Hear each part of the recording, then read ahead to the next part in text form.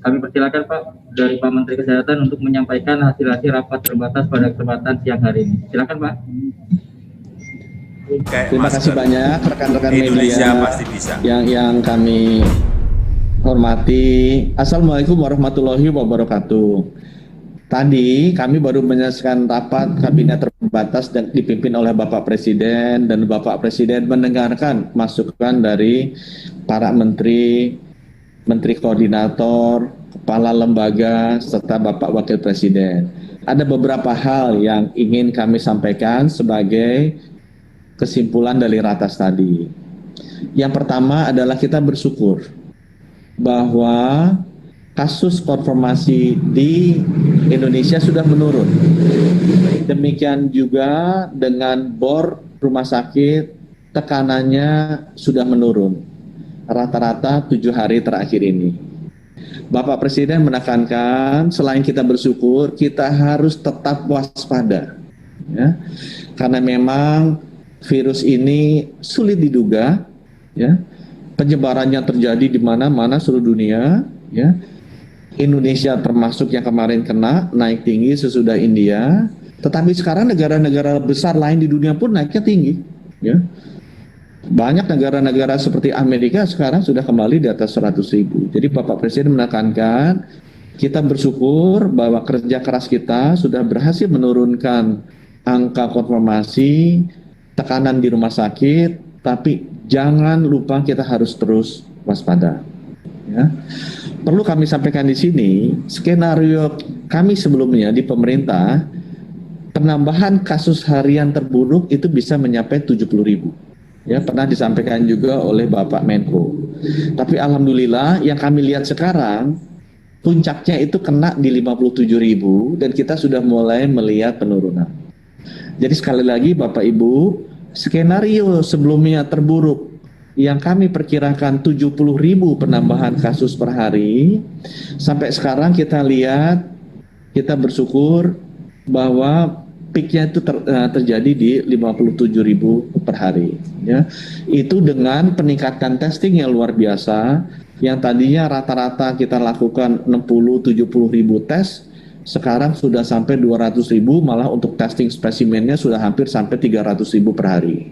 Kami sendiri masih akan terus meningkatkan testing ini, arahan Bapak Presiden juga Pak Menko, terus ditingkatkan, ya. Kalau perlu sampai 300-400.000 secara bertahap. Yang penting apa? Supaya kita benar-benar tahu kondisinya seperti apa. Dan kita bisa segera menangani kalau sudah ada yang kena, kita bisa isolasi supaya tidak menular di tempat isolasi yang akan sudah dibangun, dan yang sakit akan cepat kita rawat ke rumah sakit supaya tidak terlambat, ya, supaya tidak fatal. Karena penyakit ini kalau kita rawat dengan cepat dan tepat harusnya bisa tertangani. Ya, jadi kita bersyukur dengan peningkatan kapasitas testing dalam sebulan terakhir dari 50.000-an sampai hampir 200.000-an, kasus yang tadinya kita prediksi kena di 70.000, sekarang kita amati puncaknya di 57.000. Tapi balik lagi Bapak Ibu, kita harus tetap waspada, berhati-hati, jangan lengah. Itu pesan dari Bapak Presiden. Nah, topik yang ketiga yang saya ingin sampaikan, akibatnya karena penurunan itu terjadi, tekanan beban di rumah sakit, terutama daerah-daerah seperti DKI Jakarta, Jawa Barat yang besar-besar sudah kelihatan penurunan yang cukup signifikan. Kita masih melihat beberapa daerah masih belum turun dan ada kenaikan, terutama untuk di daerah luar Jawa, tapi berdasarkan pengalaman di Jawa, kita akan segera replikasikan keluar Jawa. Jadi bagaimana testingnya ditingkatkan supaya cepat mengetahui siapa yang kena. Kalau ada yang kena kita tingkatkan juga tempat isolasi terpusatnya agar mereka bisa diisolasi dengan cepat, tidak menularkan ke keluarganya. Kita konversikan kamar-kamar rumah sakit menjadi kamar-kamar COVID agar kalau nanti masuk tempatnya cukup. Kita pastikan dibentuk satgas oksigen seperti yang ada di Jawa sehingga teman-teman di provinsi di luar Jawa juga lebih siap mengidentifikasi kalau ada rumah sakit yang kekurangan oksigen dan penyalurannya seperti apa. Kita persiapkan juga obat-obatannya untuk teman-teman ketahui, kita obat-obatan itu sekarang kan kemarin naiknya cepat sekali sampai 12 kali lipat, sehingga kita membutuhkan waktu untuk persiapan bahan baku dan proses produksinya sekarang juga udah lebih siap. Insya Allah itu bisa mempersiapkan kasus-kasus yang di luar Jawa dengan mereplikasi, mencontoh bagaimana kita menangani kasus ini di Jawa. Nah, poin berikutnya adalah saya ingin ucapkan apresiasi dan terima kasih yang setinggi-tingginya kepada seluruh tenaga kesehatan. Ya, mereka sudah bekerja sangat keras. Beberapa saya sangat sedih karena masih ada yang terkena dan wafat. Saya mengucapkan turut berduka cita. Saya percaya bahwa apa yang dilakukan oleh teman-teman di tenaga kesehatan adalah suatu hal yang sangat luar biasa untuk bisa menyelamatkan dan melindungi semua rakyat kita. Untuk itu, kami memastikan bahwa vaksinasi ketiga, booster dengan vaksin Moderna, itu kita berikan ke seluruh tenaga kesehatan kita. Sudah didistribusikan ke seluruh provinsi, dan saya mohon sekali agar itu segera disuntikan ke seluruh tenaga kesehatan kita agar mereka lebih siap menghadapi kalau adanya nanti pasien-pasien yang masuk. Dan saya tolong pesankan ke sini ke semua komponen masyarakat, tolong secara etika masih banyak rakyat Indonesia yang belum dapat vaksin. Ada 140 juta yang belum mendapatkan dosis pertama. Karena yang baru mendapatkan itu sekitar 68 juta atau 70 juta. Masih ada 140 juta saudara-saudara kita yang belum mendapatkan akses vaksin pertama. Jadi tolong Bapak Ibu, sekali lagi vaksinnya ada. Booster ketiga hanya diberikan kepada tenaga kesehatan. Karena mereka berisiko tinggi membantu kita. Tapi sisanya Bapak Ibu, tolong kita berikan kepada 140 juta saudara-saudara kita yang belum mendapatkan vaksin. Saya tahu banyak yang ingin mendapatkan booster ketiga, vaksin ketiga. Tolong berikan itu kepada tenaga kesehatan yang harus berjuang mati dan hidup dalam peperangan menghadapi pandemi ini. Dan tolong kita utamakan saudara-saudara kita, 140 juta rakyat Indonesia belum mendapatkan akses terhadap vaksin. Ya. Kemudian yang berikutnya, saya juga mengapresiasi kepada para kepala daerah, terutama di Jawa dan Bali yang sudah babak belur, bekerja dengan sangat keras, menghadapi semua kecaman dan lain sebagainya dalam menghadapi pandemi ini.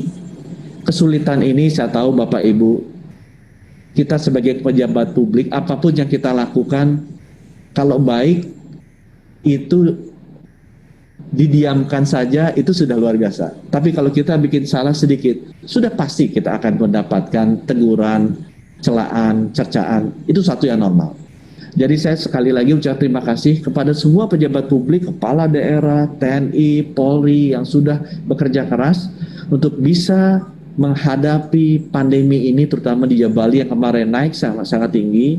Bapak Ibu, kerja keras Bapak Ibu terbukti sudah berhasil menurunkan kasus aktif dalam seminggu terakhir ini. Ya. Kemudian yang terakhir, pesan dari Bapak Presiden, mengingat bahwa provinsi Jawa dan Bali ini tinggi sekali kenaikan kasusnya dan juga kematiannya, ini harus diakselerasi vaksinasinya.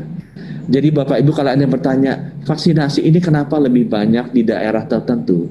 Karena memang daerah itulah yang kasus konfirmasinya paling tinggi dan kematiannya paling tinggi. Sekali lagi, vaksinasi ini kita berikan berbasis risiko Bapak Ibu. Kenapa kita vaksinasi nakes duluan dan diistimewakan? Karena mereka yang paling berisiko tinggi karena setiap hari harus melayani pasien COVID. Itu sebabnya kita berikan. Kenapa kita berikan ke beberapa kabupaten kota lebih banyak? Karena memang kematiannya paling tinggi di sana.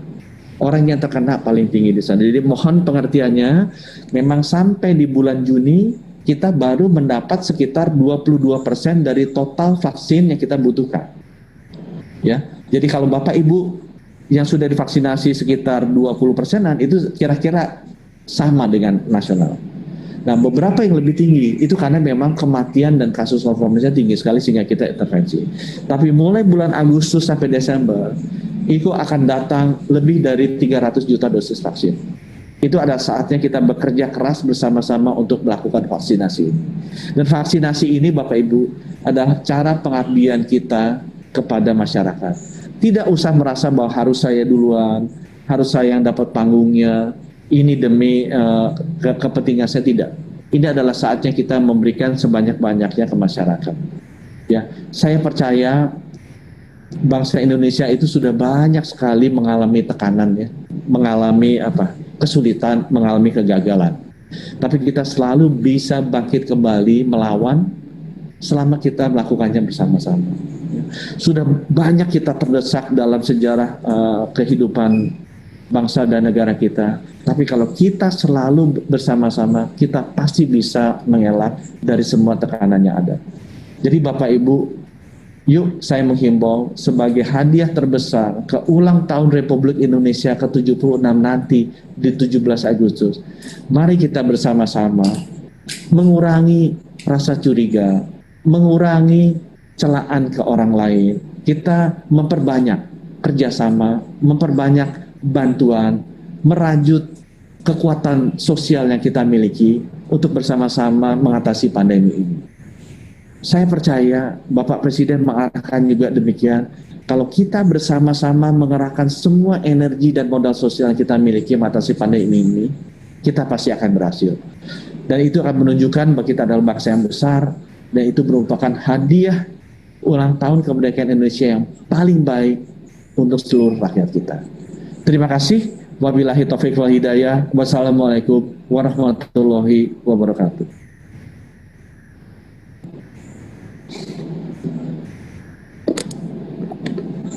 Dianya masih mute.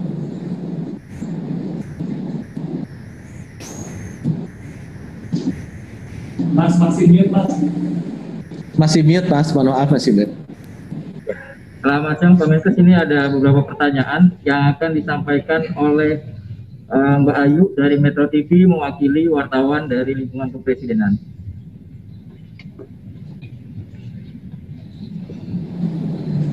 Assalamualaikum warahmatullahi wabarakatuh. Pak Menkes, saya Ayu dari Metro TV mewakili teman-teman pewarta istana yang menanyakan sejumlah hal terkait ratas pagi ini.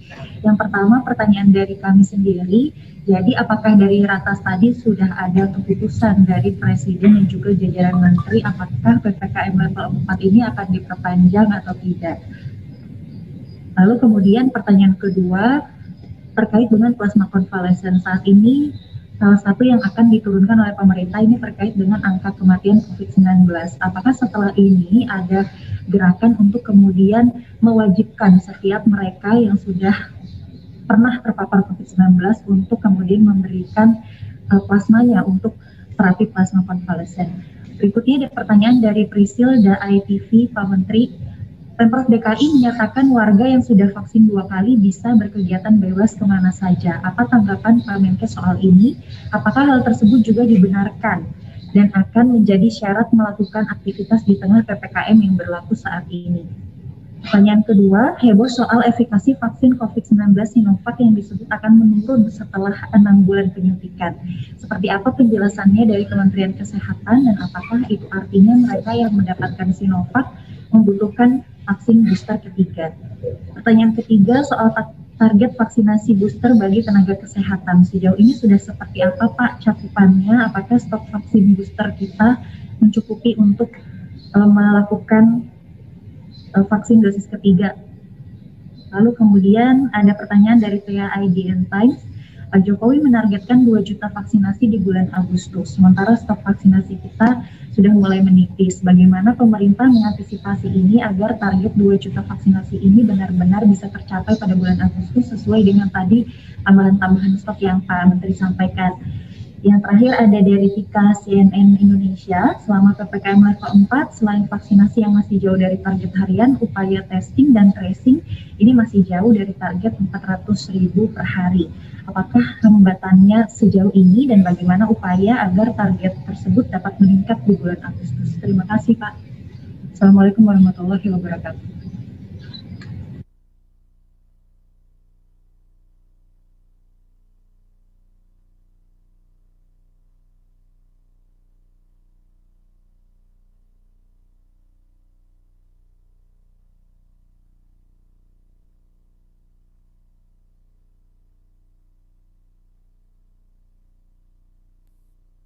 Akhirnya di unmute saya. Jadi rekan-rekan wartawan, saya akan coba jawab dari akhir ya. Mengenai testing dan tracing. Memang kita akui kita harus meningkatkan dan ambisi kita sampai 400.000. Tapi realitasnya yang kita juga mesti tahu, kita naik dari 50.000 ke 200.000 dalam waktu sebulan terakhir ini. Ya.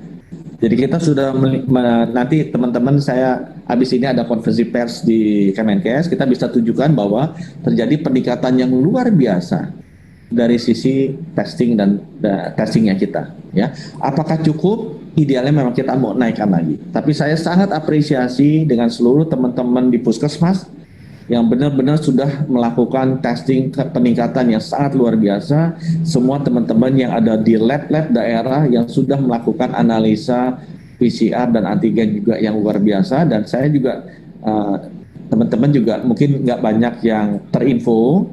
Dulu bulan Maret sampai Desember tahun 2020 kita melakukan genome sequencing hanya 140. Sekarang Januari sampai Juli kita sudah hampir 4.000 kita lakukan genome sequencing. Jadi ini juga testing untuk mengidentifikasi di mana varian baru adanya. Ini meningkatnya sampai hampir 20 kali lipat dibandingkan tahun lalu. Jadi benar masih kurang, tapi peningkatannya itu sudah naik sangat luar biasa. Dan saya terima kasih ke seluruh jajaran yang ada di daerah-daerah. Pertanyaan berikutnya adalah 2 juta vaksin di Agustus bisa atau tidak? Ya, untuk informasi teman-teman, kemarin kita kirim minggu lalu kita kirim 13 juta dosis vaksin ke seluruh daerah. Di Agustus ini kita akan kedatangan 70 juta lebih dosis vaksin akan datang. Jadi perkiraan kami stok yang akan ada di daerah atau vaksin yang akan datang daerah bisa mencapai 80 juta di bulan Agustus. Jadi kalau 2 juta per hari kali 31 hari Agustus ya kira-kira 60 juta kita masih ada kelebihan. Ya, jadi insya Allah 2 juta vaksin di Agustus itu bisa tercapai. Kekurangan vaksin itu di akhir bulan Juli saja, minggu ketiga. Karena memang waktu itu TNI Polri cepat sekali menyuntiknya, tapi di minggu lalu kita sudah kirim 13 juta lagi dosis dan di Agustus kita akan kedatangan minimal atau lebih dari 70 juta dosis lagi. Nah, sekarang pertanyaan mengenai target vaksinasi booster untuk nakes cukup apa tidak? Kita mendapatkan bantuan Moderna dari pemerintah Amerika itu 4 juta dosis. Ya, 1,5 juta dosis kita dedikasikan dulu pertama kali untuk seluruh nakes sebagai single shot, satu suntikan booster ketiga. Dan tolong Bapak Ibu, para nakes segera disuntikan. Para dinkes segera disuntikan dan saya memohon dengan sangat tolong jangan dialihkan ke non-nakes ya. Kita harus prioritaskan nakes karena mereka lah tentara kita yang bertempur sehari-hari ya. Pertanyaan di atasnya, efikasi vaksin Sinovac. Bapak Ibu, beredar semua berita mengenai efikasi vaksin. Nah, saya mesti tegaskan di sini efikasi vaksin atau periode tahannya vaksin baru akan bisa keluar secara formal sesudah selesainya final report uji klinis 3. Diperkirakan akan keluar sekitar akhir tahun ini untuk vaksin-vaksin yang pertama kali di launch akhir tahun lalu. Jadi seingat saya yang pertama kali keluar itu Pfizer, kemudian AstraZeneca. Jadi Pfizer dan AstraZeneca baru keluar final report uji klinis 3-nya itu di kuartal 4 tahun ini. Apakah ada data yang lain? Ada, cuma data itu data ad hoc, data yang belum formal. Jadi teman-teman media tolong jaga ya, karena tugasnya kita bersama, tugasnya para media bersama memastikan bahwa informasi yang keluar ada informasi yang benar. Kalau enggak kita nggak ada bedanya dengan hoax, which is itu yang kita tidak mau. Ya. Kita sampaikan bahwa semua analisa tulisan itu adalah analisa tulisan yang tidak resmi. Karena yang resmi baru bisa disimpulkan sesudah final report uji klinis 3 itu keluar. Sinovac sepaman saya juga baru keluar di akhir tahun ini. Di akhir tahun inilah kita tahu. Dan sesudah itu kita pasti akan memberikan langkah-langkah penanganannya seperti apa. Tapi sebelum itu, terlampau banyak spekulasi akan membingungkan rakyat. Sehingga saya minta teman-teman media untuk memastikan kita menyebarkan berita-berita yang secara ilmiah, secara bukti ilmiahnya benar dan pasti, ya, harus pasti. Kemudian bertanya, vaksin 2 kali bisa kemana saja? Tadi pertanyaannya ya. Saya ingin sampaikan bahwa sesudah vaksin kedua, apakah kita harus disuntik vaksin ketiga? Saya bilang, teman-teman, itu tadi ya. Yang bisa mendapatkan akses baru sekitar 70 juta rakyat. Dari target kita 208 juta. Kalau ada yang ingin mendapatkan vaksin dosis ketiga, secara etika, secara moral, kita harus berikan dulu itu ke orang yang belum mendapatkan even vaksin pertama. Jadi saya mohon dengan sangat, dosis ketiga booster hanya kita berikan kepada nakes. Kita sebagai manusia secara etika dan moral harus memberikan kesempatan orang yang belum dapat itu. Karena jumlahnya terbatas. Nanti kalau jumlahnya sudah cukup, tahun depan kita bisa lakukan apapun. Gitu ya. Itu berikutnya. Kemudian mengenai terapi-terapi baru termasuk plasma convalescent. Apakah bagaimana kita ingin mengurangi kematian? Saya sampaikan Bapak Ibu, kematian yang terjadi peningkatan sekarang penyebab utamanya karena terlambat tertangani di rumah sakit. Kita sudah melakukan analisa, nanti sore di konferensi pers Kemenkes saya akan buka datanya, bahwa yang wafat di rumah sakit itu mendadak jadi lebih cepat. Biasanya rata-rata sebelumnya 8 hari, sekarang rata-rata 3 hari, 4 hari sudah wafat. Kita lihat kenapa mereka wafat, atau di mana wafatnya rumah sakit ini. Kita juga lihat, dulu wafatnya di rumah sakit kebanyakan di ICU. Di IGD paling cuma 1%, 2%. Sekarang di IGD tuh hampir 20%. Kita heran, kok kenapa orang di IGD jadi banyak yang wafat?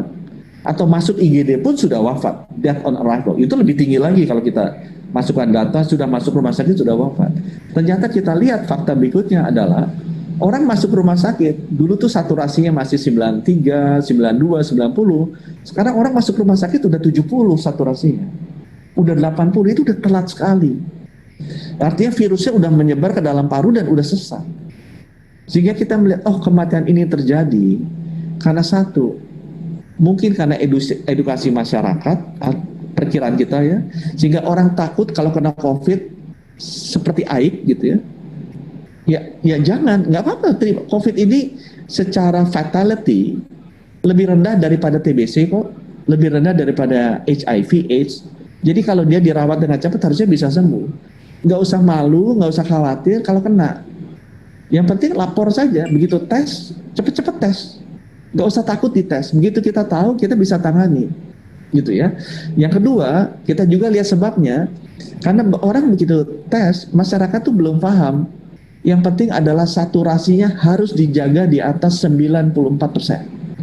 Selama saturasi di atas 94%, insya Allah kita hidup sehat di rumah bisa sembuh. Tapi begitu itu di bawah 94%, jangan tunggu lebih lama, langsung ke puskesmas, langsung ke dokter, atau langsung pindah ke isolasi terpusat. Supaya ada perawat yang menjaga. Jangan dibiarkan di rumah. Karena itu membuat saudara kita, family kita bisa wafat. Begitu udah di bawah 94%, segera kirim ke isolasi terpusat.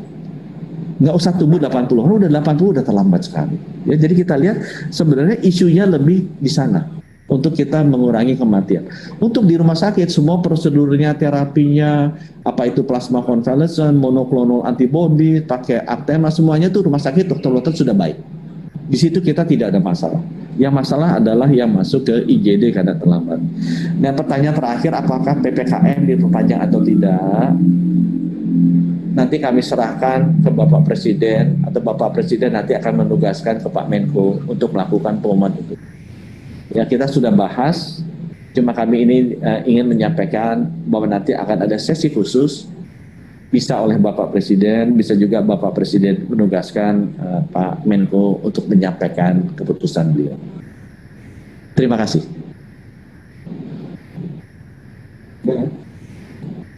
Baik, Pak Menkes, terima kasih atas kesempatannya, dan terima kasih juga dari kami Persum sudah menyampaikan keterangannya.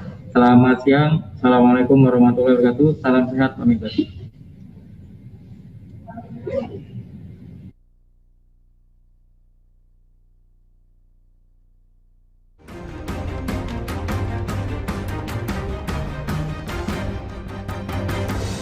Bapak, Ibu, saudara-saudara, saat ini semua wajib pakai masker. Indonesia pasti bisa.